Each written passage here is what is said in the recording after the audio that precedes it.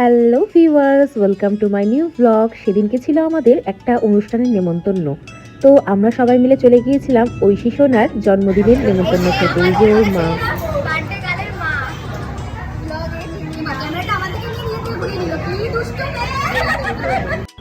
স্টলে থাকা fish ball আর ফুচকা খেয়ে নিয়ে একটু ম্যাঙ্গো জুস খেয়ে গলা ভিজিয়ে নিলাম।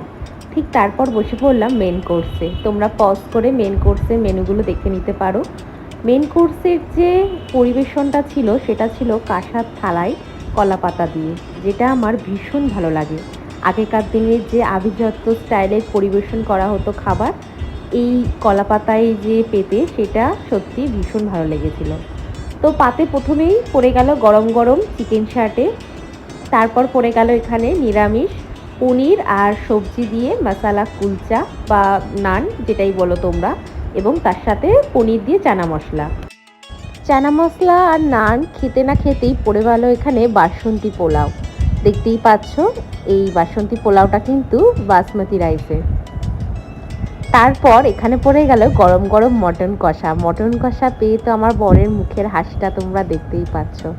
আচ্ছা, তোমরা কারা কারা আমার মতো নান দিয়ে এরকম মাটন কষা বা চিকেন কষা খেতে ভালোবাসো বলবে? আমি তো ভীষণ ভালোবাসি।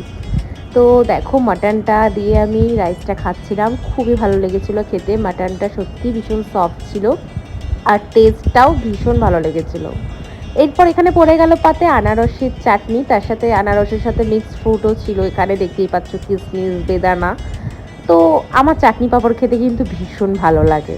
তারপর এখানে পড়ে গেল বেশ নরম তুলতুলে রসগোল্লা আর আর ক্রিম চপ মিষ্টি, যেটাও দারুণ ছিল। লাস্টে ছিল